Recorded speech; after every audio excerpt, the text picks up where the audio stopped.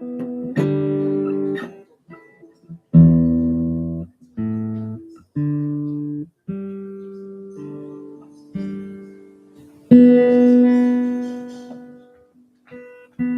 morning. If everybody wants to stand for our welcome song.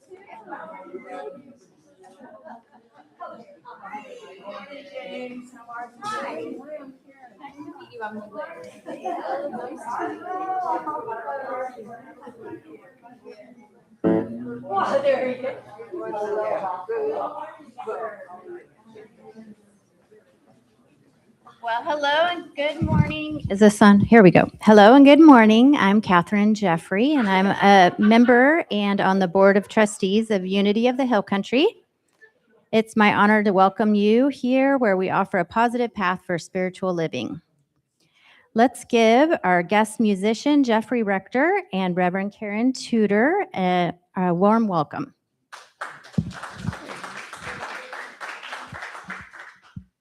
Okay, please join me now in our opening prayer. As we join together in heart and in mind to celebrate the presence of the divine, may we feel at peace, may we find the joy of the universe, filling our hearts with love. May we experience health and wholeness on all levels, mind, body, and spirit. The Christ candle is lit, calling forth our awareness of spirit. As this light shines, we set our intention to awaken inspiration, guidance, and remembrance of our divine nature. May this flame remind us that the Christ light lives within us and among us. Please join me in affirming our mission statement: to live consciously, celebrating the divine potential in all. And our statement of faith: there is only one presence and one power active in my life and in the universe, God, the good, the omnipotent, as well as our vision statement: revealing oneness in a world of universal peace, love, and abundance. Affirmative prayer is essential to the unity movement. You don't have to carry your burden alone. Whatever your need, healing, guidance, peace of mind, or gratitude, we're here to pray with you. All written prayer requests are sent to the 24/7 prayer vigil at Unity Village. You can call the number on the screen any time of day to have someone pray with you, or you can also confidently submit prayers online at unity.org. You're never alone in prayer. We now turn our attention to our sacred prayer chest. Each name and request placed within it is held in the light of divine love and infinite wisdom. We affirm that perfect healing, guidance, peace, and joy are already at work in each life. We release these prayers into the care of Spirit, trusting all is in divine order. All right. The daily word has been giving us a worldwide unity movement, has been giving the worldwide unity movement a daily prayer since 1924. We join millions of other daily word readers throughout the world. And today's word is, or is it a word? Yeah, daily word is wholeness. If you'll join me in affirming the affirmation. Thank you. All right, wholeness. Wholeness is the unshakable, eternal truth of me. It is comforting to remember, no matter what may happen to me in the world, I am always whole. Even during times of illness or insufficiency, my true nature is of divine wholeness. Worldly situations will always be in a state of flux, changing and shifting in ways I cannot control. I do what I can to tend to my health and other material needs, but I do not worry over things I cannot control. Instead, I rely upon my prayer life and other spiritual practices to claim my wholeness. This is the enduring truth of who I am, whole and complete, regardless of any outside circumstances or appearance. How liberating is it to know that I am secure in God and complete at all times, spiritually perfect and infinitely blessed. For in him the whole fullness of deity dwells bodily, and you have come to fullness in him, who is the head of every ruler and authority. Colossians 2:9-10. And if you'll repeat again the affirmation, wholeness is the unshakable, eternal truth of me. It's now time for our congregational song, and if you're able to, please stand. It's As We Are Sowing.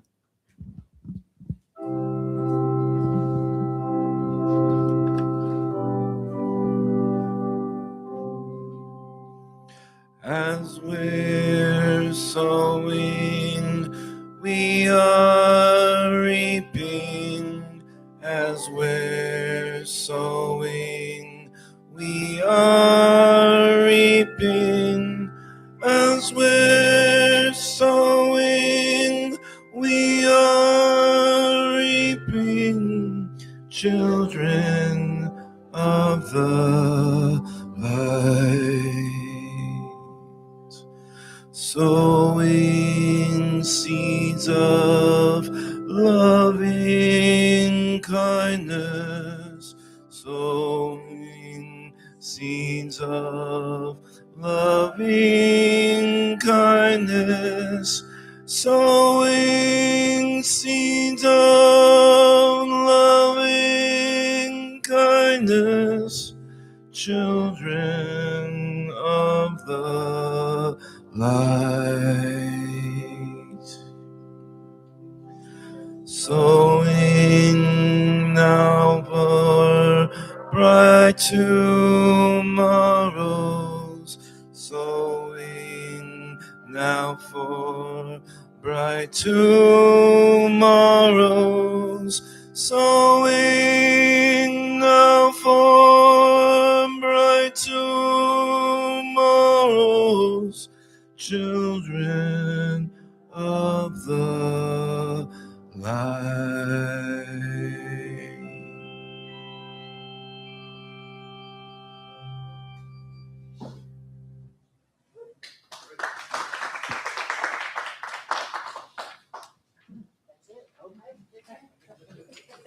Entree, I didn't realize it came up so fast. So good morning. That's a great song for our thing too. I'd like to dig into that a little bit more. This morning, I have a kind of a journey I want to take you on a little bit.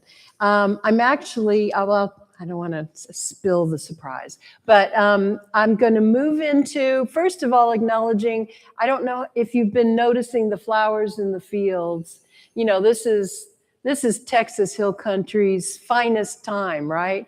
And because of the drought, we're not in as fine an abundance as we have in some years, right? But I've been noticing the varieties are coming up, and it's always a pleasure. And we'll have all of the usual suspects will be represented before this season is over. That I promise you. They just, but they always give me such pleasure. I just love the spring flowers. It's also this weekend the spring equinox. It was on Friday, I believe, the 20th. Yes. And that's the time, of course, where the days completely split. It's completely the same number of hours or the same amount of time in daylight as in night. And it's a wonderful kind of transition from the darkness of winter time, even in shorter days and all of that. No matter what temperature winter was for us, it was still, the same kind of cycle. And it is, in fact, cycles that we are attuned to. And the cycles also affect us as human beings, but as spiritual beings as well. And there's a spiritual cycle and rhythm as well. In Eckhart Tolle's book, A New Earth, he calls that this time the flowering of human consciousness. Now, I'm going to take some excerpts today from his book for this purpose, to really focus on this time of the year when seeds are planted. This is planting time. I'm not a farmer, but I am closely related to farmers, and so I know the woes and the joys of farming from an arm's length. But I know this is planting season and getting the ground right and getting all the conditions ready for a good harvest, for good crops to come in. But listen to what Eckhart Tolle says. He says, seeing beauty in a flower could awaken humans, however briefly, to the beauty that is an essential part of their own innermost being, their true nature.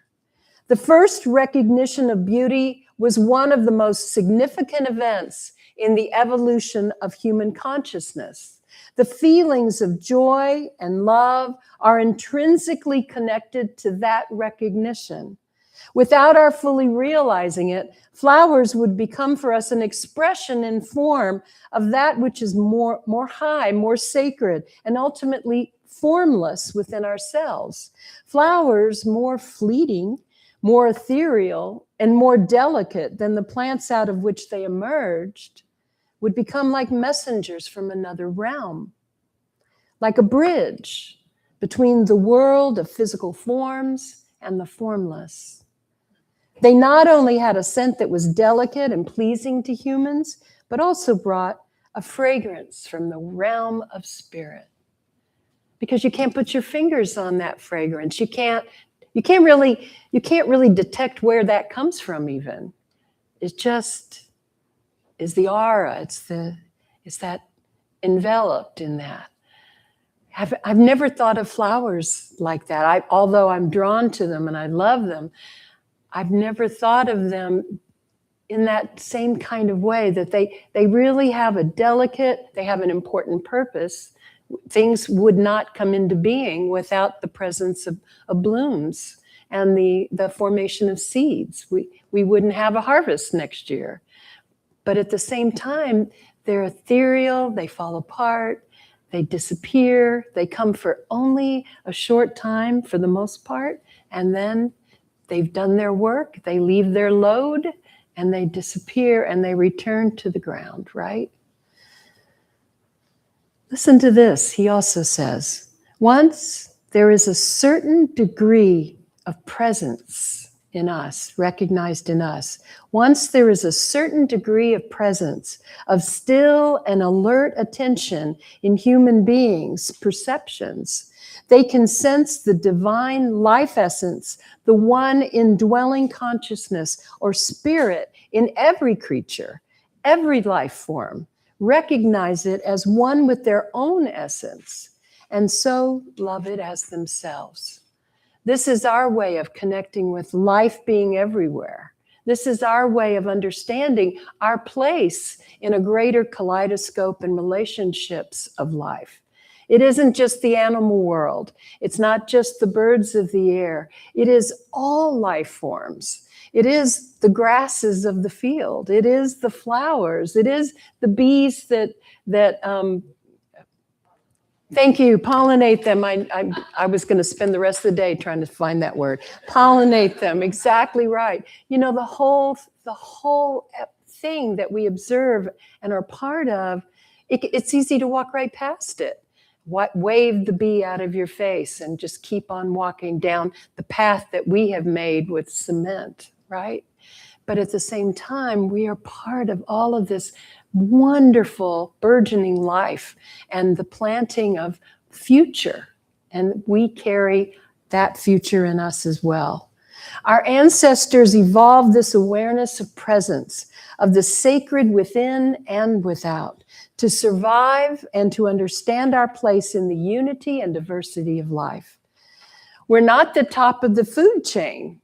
I think we know that. Who was it that just told me, Charlotte, you just came from Yellowstone. Where I don't see you. There you are. You just came from Yellowstone this month or a couple of weeks ago. And, you know, you are very clear. We are not the top of the food chain. I've been to Yellowstone too. And the last thing I wanted to see was a bear up close.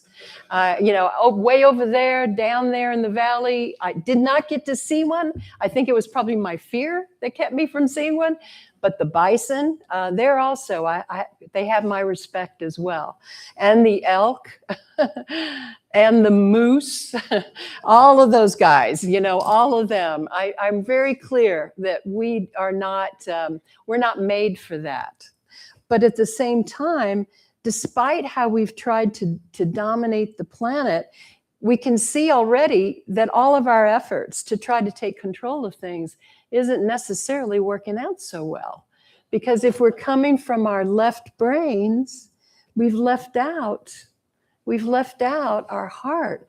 The last time I was here, March 8th, I talked about upside down wisdom, about how important and powerful and amazing this is, but it cannot lead us. It can lead us in the projects. It can lead us once we know what direction we want to go, then this is how we can figure it out to get there and to make it happen, right? But it isn't good at discerning what the next thing is because it can only get our past experience. It can only go by, well, what happened last time? What worked before? What does this remind me of? This is something I can think my way through and I can figure out paths and steps and procedure, but I can't discern a new path I've never been on before. The only way I can discern that is by listening deeply. And there is no map that comes with that. It's only pointing in the direction, pulling in a direction. That's really it. Our failure to let wisdom lead us, again, my talk from last time, is, I just said that. We do it because we can. We do it at our own peril and that of the rest of life around us that relies on the natural order of things as they are. Our, driving ahead to do this is something that we are all questioning and taking a look at, how to readjust, how to take the good, the benefits, the positives, and let's move into how we can prepare for the future to be more in harmony with the cycles of life, with the cycles of everything, the daily cycles, the seasonal cycles. In learning to live from our spiritual nature, we ground ourselves in an ethic that includes and allows and respects what is sacred, what is whole. That was the daily word for today, our wholeness. What is already here and all around us. Are teachers who naturally follow the order of things on this abundant planet.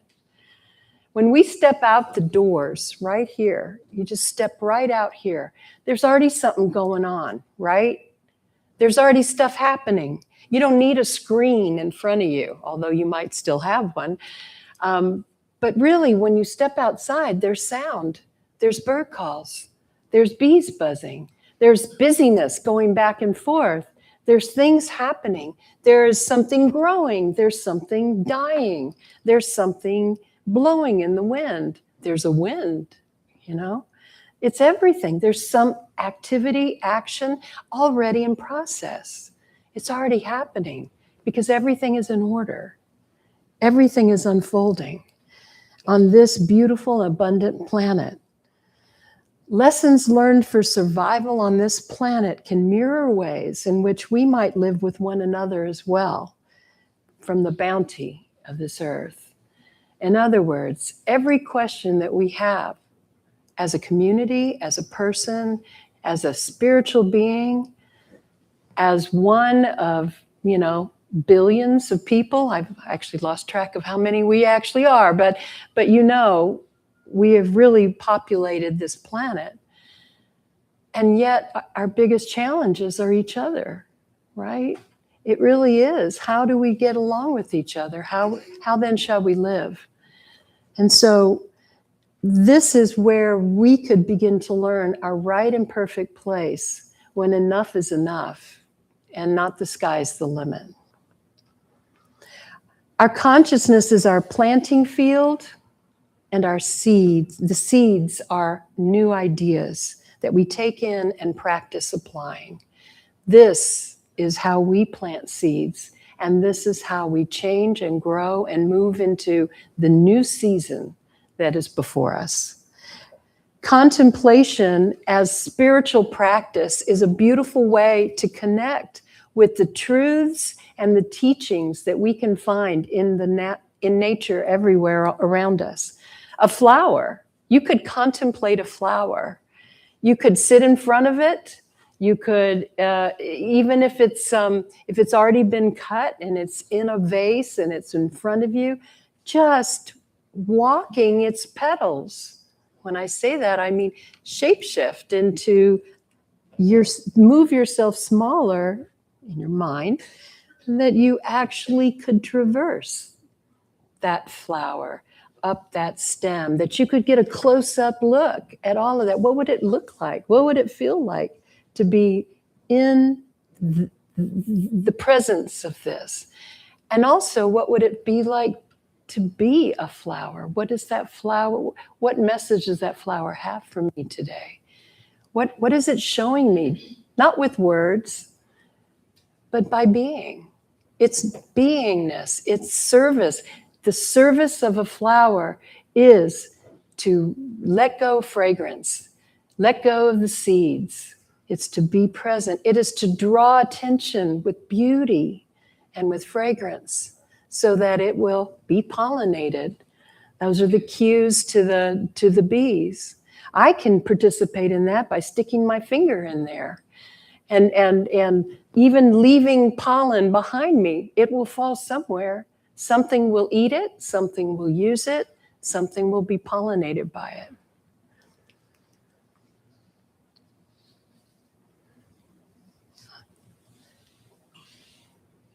In shamanic terms, we see kinship in their qualities that unite us, a practice of shape-shifting ourselves into them.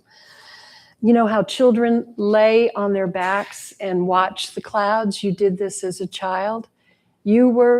Did you ever think you saw a castle up there?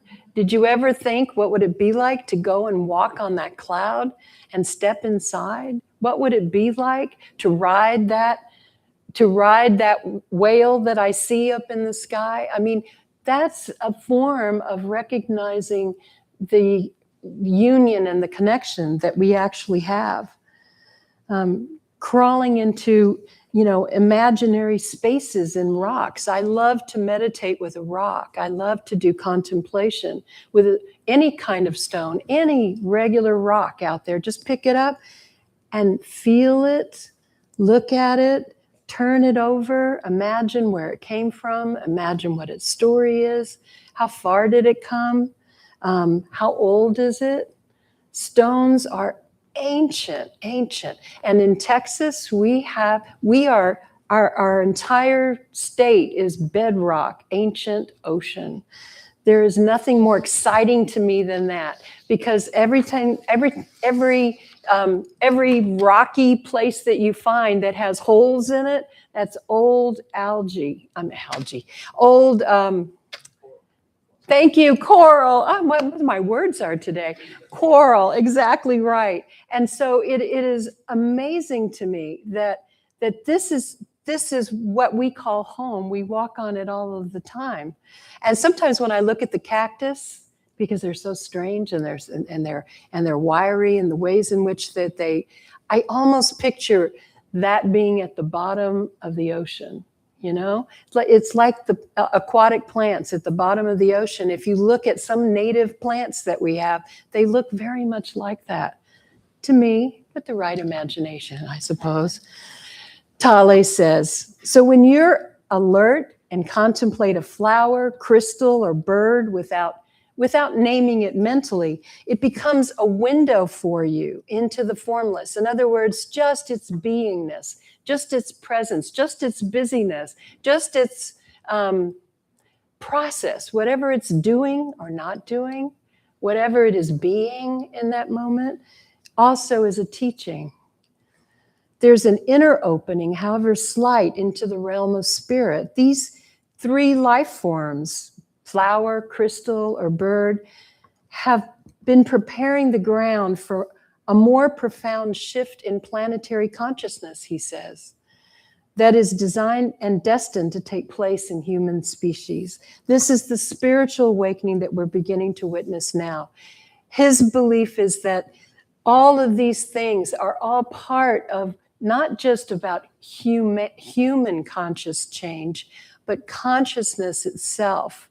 And our part in that conscious shift is really what we do all together. We do our part as individuals, but at the same time, we also open ourselves to the possibilities of what we can do together. He says, is humanity ready for transformation of consciousness and inner flowering so radical and profound that compared to it, the flowering of plants, no matter how beautiful, is only a pale reflection?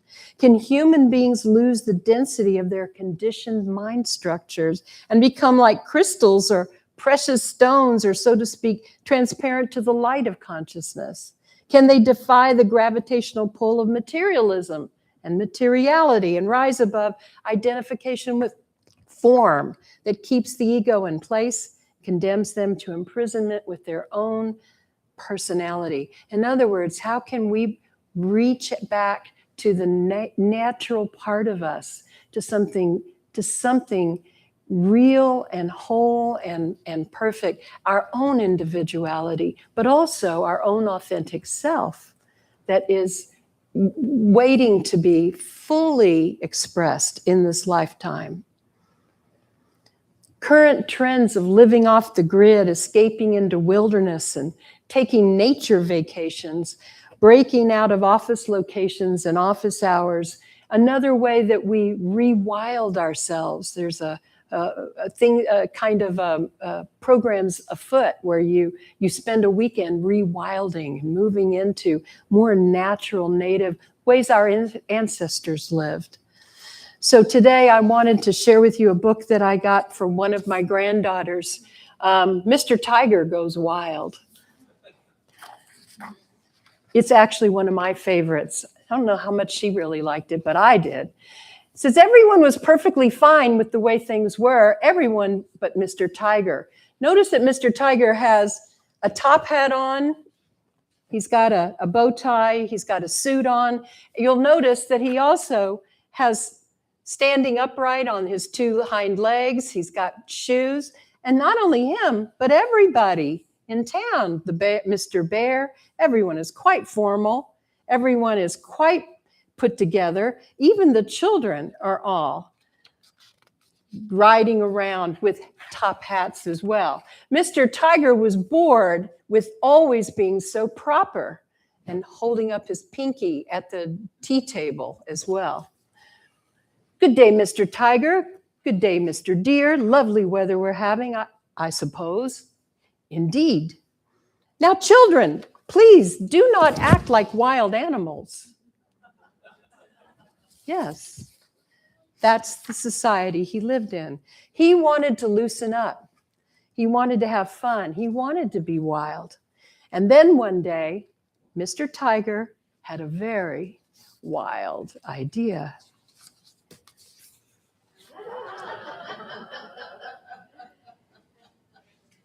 My goodness, this is really radical. He still has his shoes on, though. But he felt better already. Mr. Tiger became wilder and wilder each day.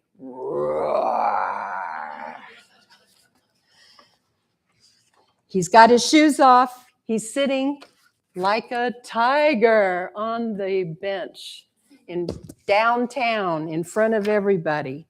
His friends did not know what to think. And then Mr. Tiger went a little too far. He came to the wading pool in the center of town, shucked his clothes, went for a little swim, and came out on the other side.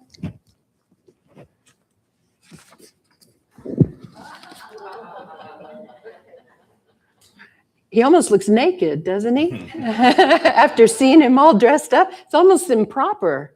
I feel the same way all of a sudden. But he is free. His friends had lost their patience. Mr. Tiger, if you must act wild, kindly do so in the wilderness. What a magnificent idea.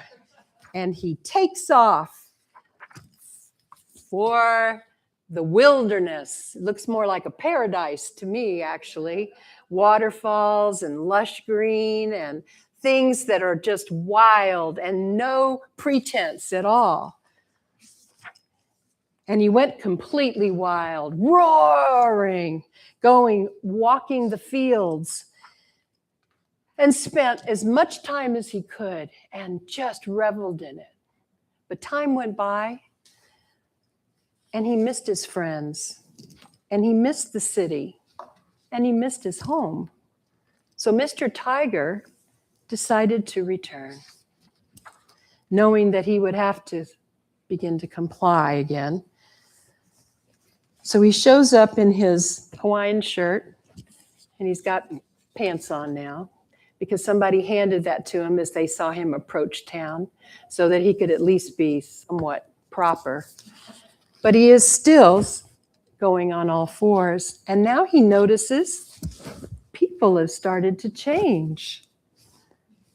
People are going around on all fours now. Everybody is making changes and saw maybe they could be a little looser too. And Mr. Tiger felt free to be himself in the company of others. And so did everyone else. The end.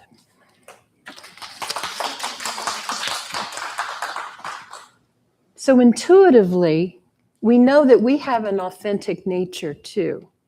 We have special pattern programming, certain things that bring us joy, things that we're here to do, gifts we're here to share, things we are here to take part in.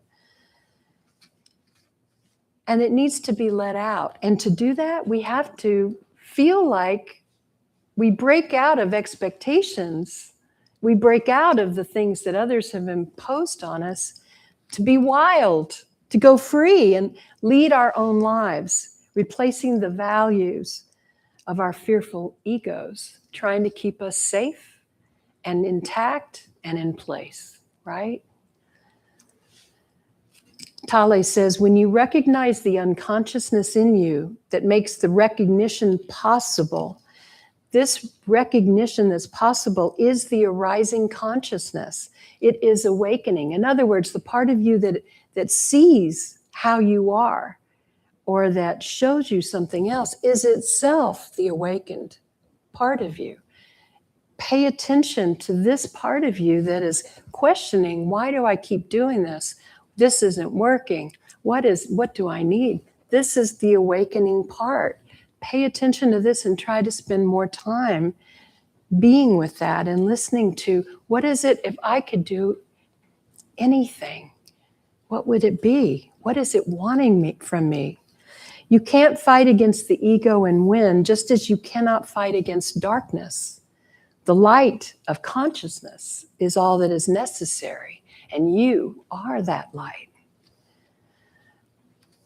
We may think that our ego keeps our wild, unwieldy nature in check, and it does. We should, because otherwise we should just do anything.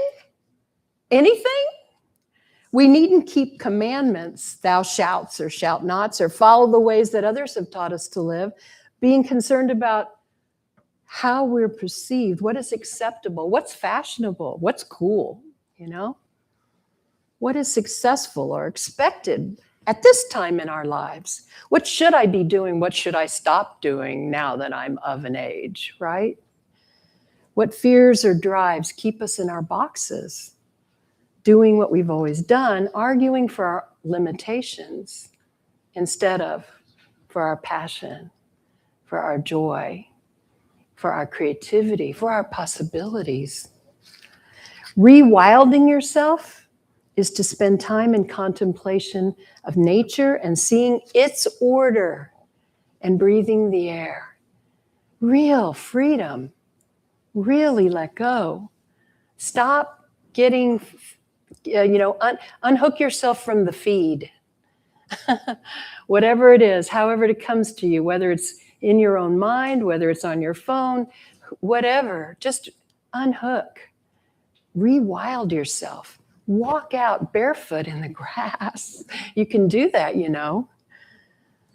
Breathe the air, the dappled sunlight beneath the trees, the flow of the river and the springs, the timeless rocks, the ancient ocean floor that is Texas bedrock in the hills. Tale says, you do not become good by trying to be good, but by finding the goodness that is already within you and allowing the goodness to emerge. It also takes an awakened mind to recognize it and not see it with alarm or fear, but to know this is good. This could be really good. Remember, for those of you who were with me, 2 weeks ago, March 8th, when I was speaking, Miguel, who discovered the goodness in his own heart. He knew it was somewhere, but he couldn't find it. And then he found it deep in his heart. And after that, that's his bedrock. That's his touchstone. But it can only emerge if something fundamental changes in your state of consciousness. To recognize the truth within and remain true to it in each condition, consciousness of our own values and our own purpose has to be in our as part of our own purpose, as part of our own decision making, knowing who we are and why we're here and what is ours to do. That is what guides us in knowing what steps to take next, using the mind, the wonderful mind, to move forward. It's then that we give ourselves the freedom to see the light, to respond to it. Dogmas, family history, narrow our focus and control us when the goal is actually to expand our vision and liberate the imprisoned splendor, as Robert Browning described. And Jesus said once, then you will know the truth, and the truth will set you free. Tale says, in fact, the more you make your thoughts and beliefs into your identity, the more cut off you are from the spiritual dimension within you. He says that while individuals have broken free and found enlightenment from time to time, no mass awakening has happened yet, because it was not yet imperative, he says. Responding to a radical crisis that threatens our very survival. Feels like we confront that on a daily basis, doesn't it? This is humanity's challenge now. Evolve or die. We're coming to the end not only of mythologies, but also of ideologies and belief systems. What if we all lived wild? What if we went free and just decided to be that? My teacher often asked me, if you could have it any way you wanted, what would it be, Karen? What would it look like? And the first thing that came up in my mind when I heard that question, if you could have it any way you wanted, even with just that pause, the first thing that came up and said, I can't have it any way I want. There's too many things in the way. Nobody would let me. It can't happen. It's too, I mean, why try? Why even dream if you can't have it? But when she said it, if you could have it any way you wanted, what would it be? What would it look like? She waited. She didn't rush in telling me anything, but listening to what it was as I searched and thought, in this situation that we were discussing, if I could have it any way I wanted, suddenly the walls that surrounded me and kept me trapped, one of them sort of disappeared and there was an open field. And I suddenly saw a way out, a way through, just by the fact that I could drop the inhibitions. The question made me look inside myself, not just into my past or my head, but open to the gate, into all possibilities. A tantalizing possibility was waiting, one I wouldn't have dared to contemplate.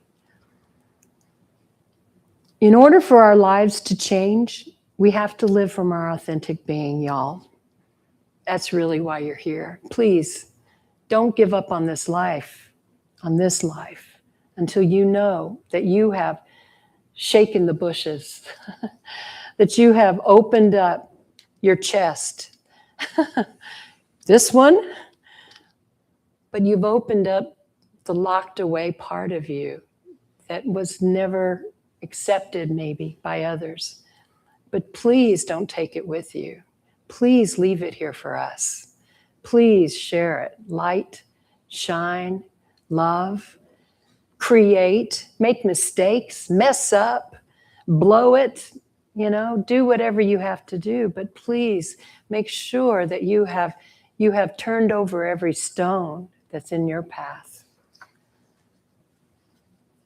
In order for our lives to change, we must live from our authentic being. In order for the world to change, we must awaken human consciousness by disidentifying with our ego and allowing light to fill our own consciousness. We can't change the world unless we change from within. And we are not responsible for all of human consciousness. I'm not the holdup, neither are you. Everybody else is ready to go, but it's us, right? No. It's really that we are the ones who only can turn over our part. We can only become the best human being we know how to be. And we are already equipped for that if we're using all the tools we've been given. The seed is not the bloom or the fruit, but nothing comes into being without planting it. And that is our obligation. And because of that, we are all farmers, actually.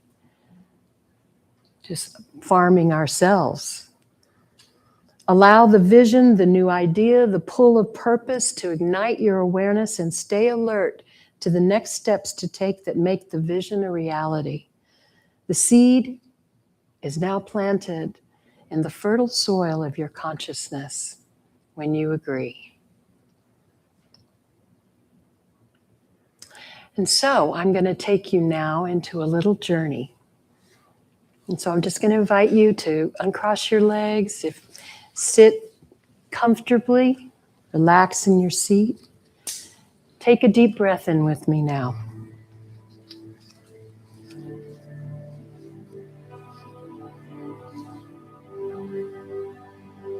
We are the seed.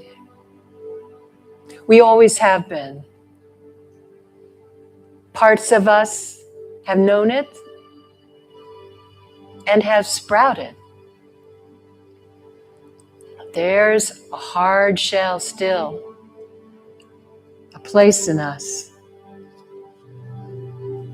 The seed is a compact and filled tightly, but porous, dropped onto the earth, pressed into the soil by a boot or a paw or a hoof or a hand.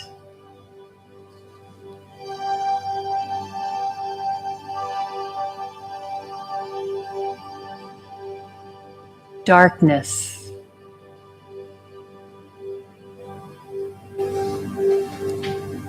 Deep in the dark, cool earth. Warmed up for periods of time. Wet. Cool. More wetness. Cold darkness. Changes inside, shifting, moving, pushing.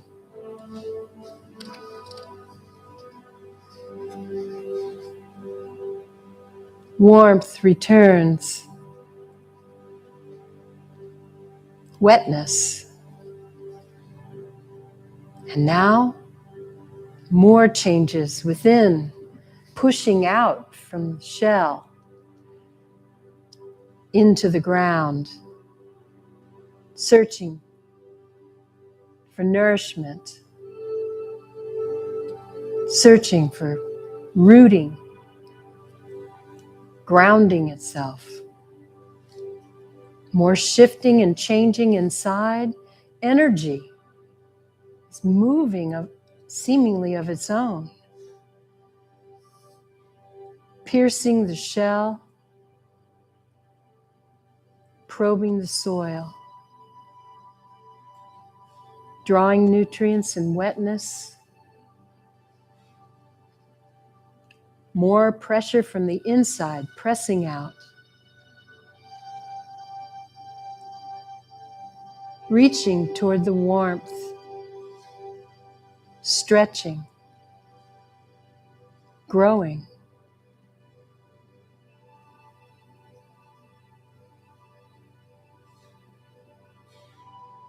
Now a burst of light, spreading roots, tiny stem, leaves budding, moving in the wind, the rain, the sun, the night.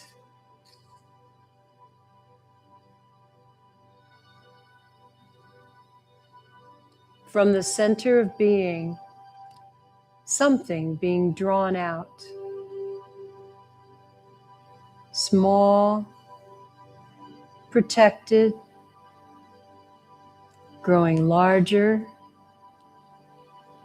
and stretching itself out toward the light, the air, the rain.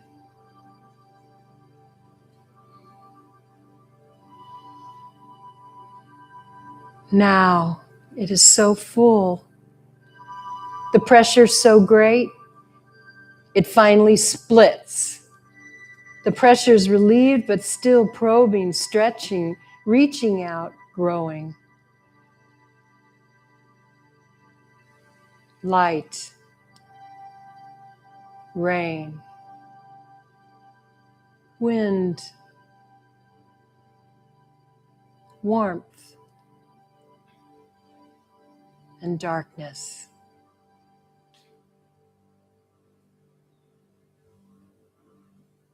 In the fullness of the sunshine now, a breeze teases the growth to fall out, and beyond its container,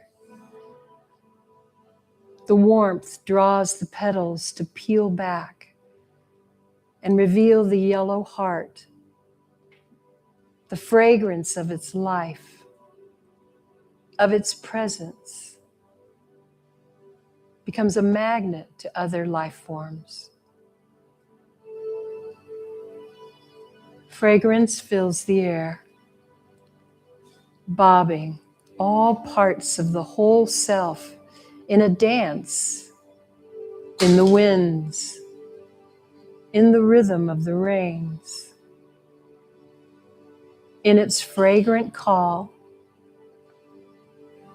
remembering how it has come to be at all. From an infinite source into the light of beautiful form.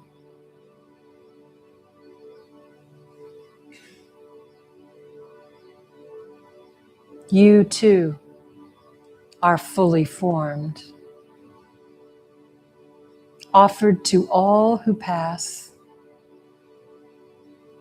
For this purpose, you have come into the world of light. Now you shine.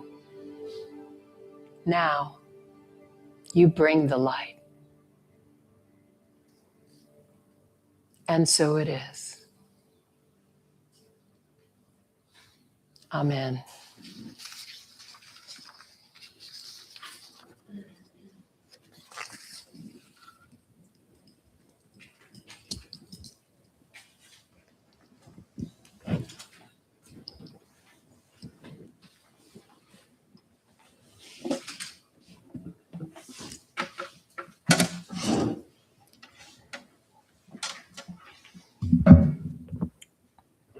The song I chose for today is called Life Carries All.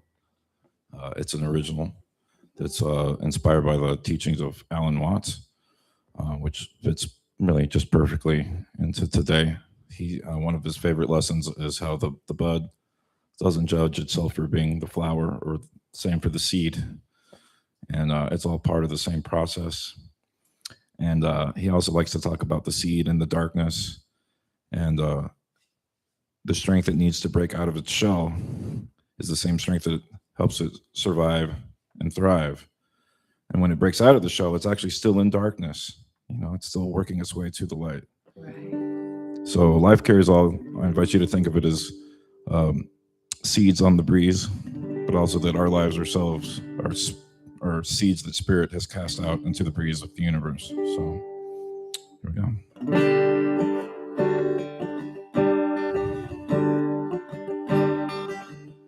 Sorry.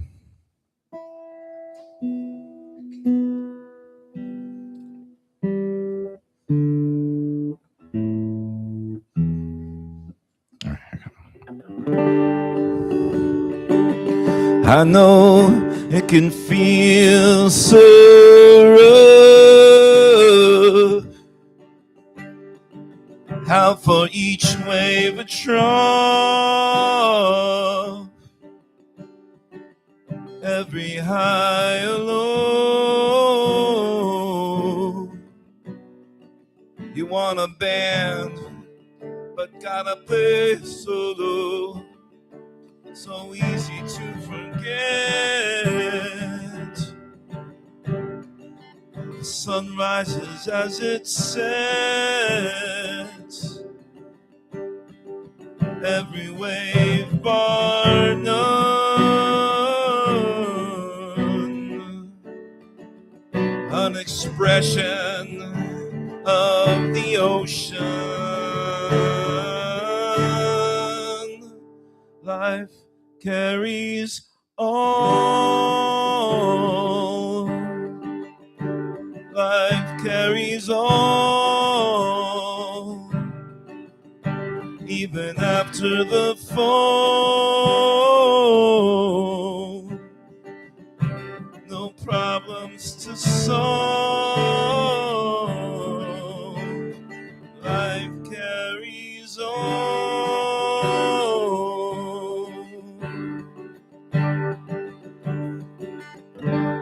forgotten your name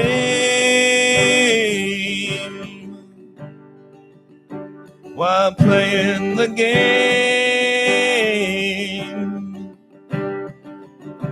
Believe in your own.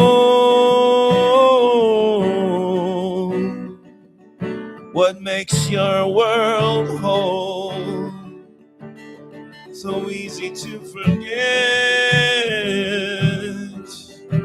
Sun rises as it sets. Every wave bar none. An expression of the ocean. But the stars in the sky reflect the tears in your eyes in an improvised song. Nothing can ever go wrong. Life carries on. Life carries on. Even after the fall, she answers your call. Life carries on. Life carries on. Even after you dissolve, no problems to solve. Life carries on.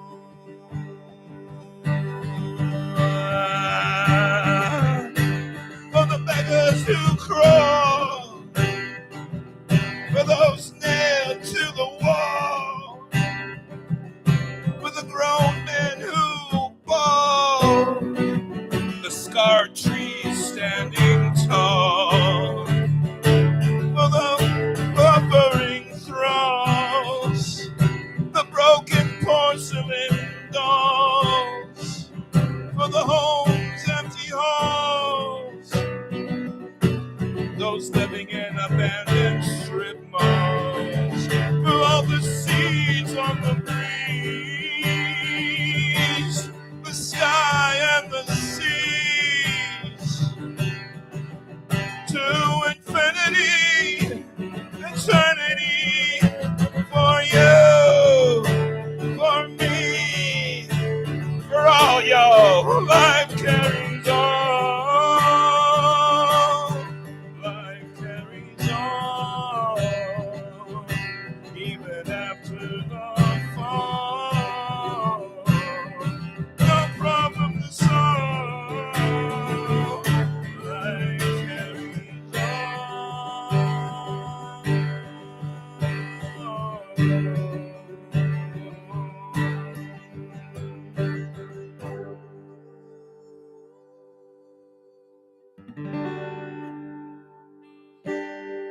Thanks.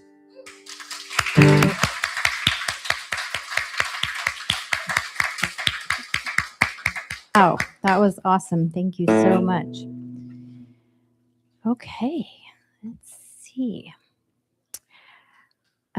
So thank you, Jeffrey, and thank you, Reverend Karen. Both wonderful. Welcome, first timers. If this is your first time at Unity, we're glad you are here. We hope you find this to be a place of like-minded people and a place to belong. We teach spiritual tools that can help you no matter what is going on in your life. If there are any newcomers, you can raise your hand and we'll give you a welcome packet. We now have an opportunity to support our spiritual cooperative. As we prepare our gifts, we recognize that giving is an act of love, faith, and spiritual connection. Our offertory blessing. Please bless what you are giving now and join us in our offering affirmation. Divine love as me blesses and multiplies all that I am, all that I give, and all that I receive. I send it forth with my blessings and my love.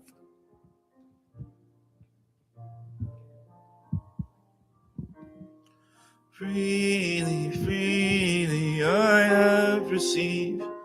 Freely I give. Divine love through me blesses all that I am, all that I give and receive.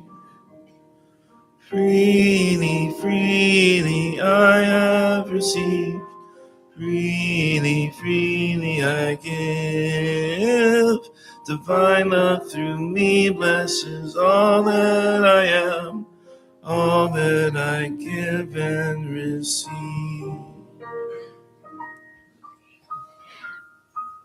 We open our hearts in gratitude as we release these donations. We send these gifts forward through our congregation and into the world, blessing all that it affects.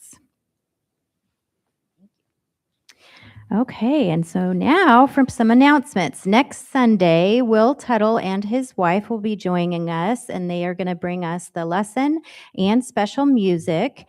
And that afternoon from 1 to 3, there will be a workshop called Opening the Intuitive Gate. And that is a love offering workshop. And Will Tuttle is an acclaimed writer, musician, and Zen master. And they have been taking their lessons across the country. And so we're excited that they're going to be with us next week. Yes. Please. Yes. I've seen them. They've been around for, I'm going to say 20, maybe 30 years. He'll tell you that. But they are wonderful. And it is such a wonderful experience. It'll lift you, and you'll, sign up for it and just, do, what is it? What did we just say? Let the wall fall down and just kind of walk out into the field and take your chances. How about that? I think you'll find them to be really good. So I'm glad they're coming. Yeah. Thank you. All right. And then we are going to have a new member orientation on Sunday, April 12th with Reverend Karen. And you can learn the ins and outs of the Unity movement and become an official member of the congregation in just one afternoon. So we look forward to that. We're also going to have 2 amazing activities on Saturday, April 25th. The first is growing and landscaping with herbs with our very own master gardener, Melaine Arnold. Yay.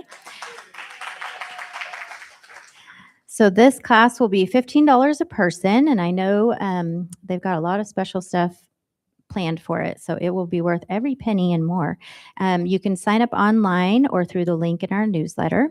Also on April 25th, we have our annual community yard sale, so mark your calendars and clear out your closets. The week of April 19th through the 25th is drop-off week. Please bring your items pre-priced and no clothes or personal hygiene items. The yard sale will be from 9 a.m. to 3 p.m. on that Saturday, April 25th. All right. And then big news. If you have been thinking about volunteering, we have some exciting ways that you can now give to Unity. We are relaunching a care team and we're creating a prayer team. So the care team mission will be to care for our members through phone calls and check-in visits for those who are grieving, ill, or who just might need a little extra love. And we envision the prayer team meeting weekly at the church to affirmatively pray for those who submit prayers to us, put them in our prayer chest, and also for our ministry here, as well as praying for the world. So we'll be announcing a training for these teams in the next few weeks. So if you think you might be interested, please just sign up. You can always come to the training. If it's not for you, you don't have to do it, but you can learn more that way. So we'll keep you informed on that. The other exciting big news is that the Board of Trustees has begun the search for a permanent part-time minister. Yay! So we're super excited about this. And the search committee is going to be, well, it's supposed to be members primarily with a liaison from the board. So we'll need some members from our congregation to serve. So there is a sign-up sheet outside in the hallway for that as well. And the search committee's primary duties are going to be to participate in the interview process and help with selecting the new minister. So if you're a member and you're interested in doing that, please sign up. And with that, we have reached the end of the gathering, right? Did I get everything? I think so. Okay, so please circle up and we will sing the peace song and end our gathering. It is Abundant Sunday, so please stay for the potluck. I know there's tons of food.